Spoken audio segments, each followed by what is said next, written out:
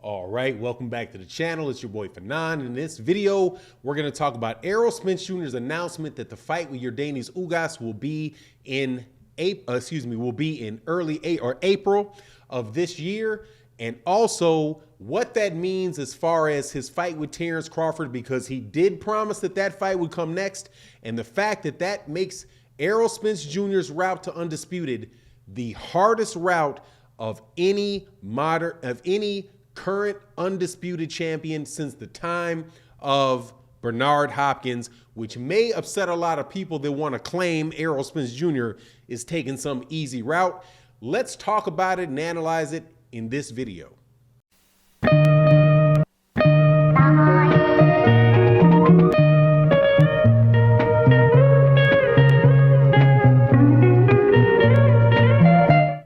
Welcome back to the channel. It's your boy Fanon. In this video, we're going to talk about Errol Spence Jr., the welterweight division, and he has announced that he will be fighting YOERDENIS Ugas in April, and he has previously said that after he gets done, or if he is able to beat YOERDENIS Ugas, because I'm telling you, I don't think it is a foregone conclusion that he'll win the fight. It's going to be a tough fight, but if he's able to get past that, then the onus is on him and Terence Crawford to make the fight probably in like the November-December timeframe of 2022, and we should be able to wrap up the undisputed title for the welterweight division. But in doing so, there's an observation that I heard made and that I agree 100% with, and then I think people that are out there really blasting Errol Spence Jr. should pay attention to as we go through this. But before I get into the meat of the video, though, please make sure to support my the sponsor for this video, BUSR.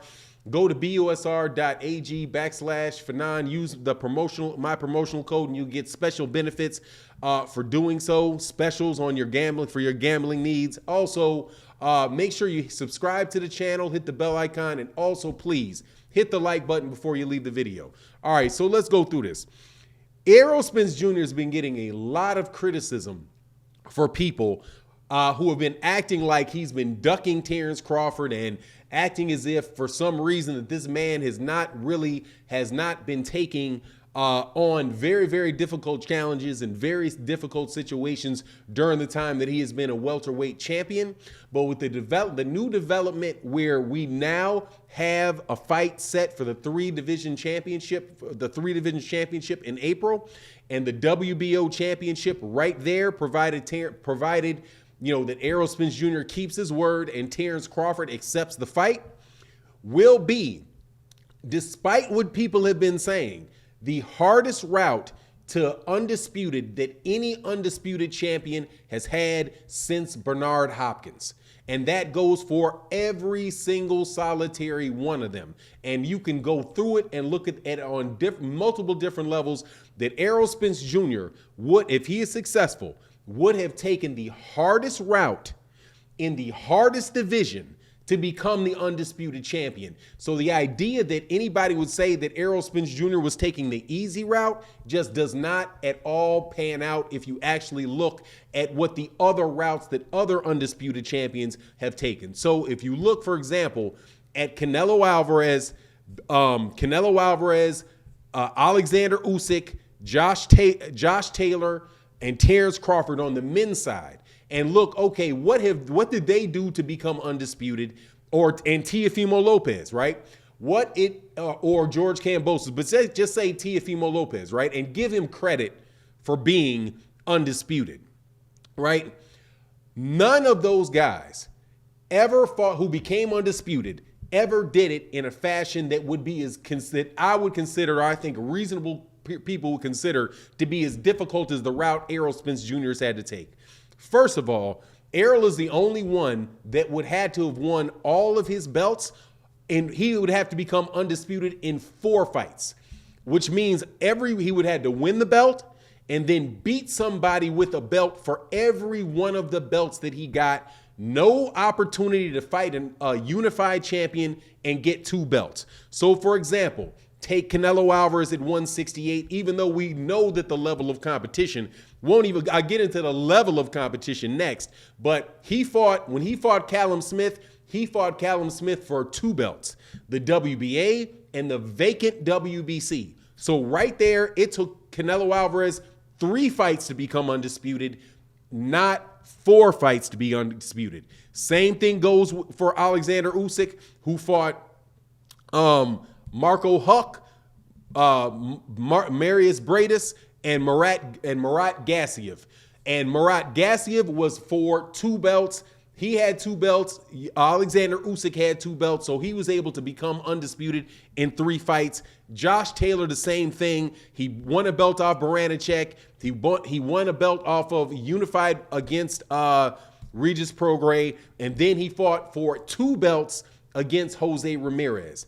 So, and if you look at Terence Crawford, for example, at 140 pounds, he won a belt. His original belt, he got a belt off of Thomas Delorme, and that was actually a vacant title. So he didn't actually win a title. He didn't beat a champion to get it. He won a vacant title. Then he beat Victor Postol to unify, and then he fought a guy with 2 belts in Julius Ndungo. So if you just look at the number of people the number of actual fights that the guy had to fight, Errol Spence Jr. took the harder route because he had to fight Kell Brook to get the IBF.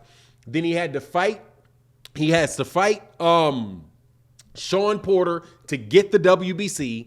And now he has to fight Yordenis Ugas to get the WBA. And then he would have to fight Terence Crawford to get the WBO.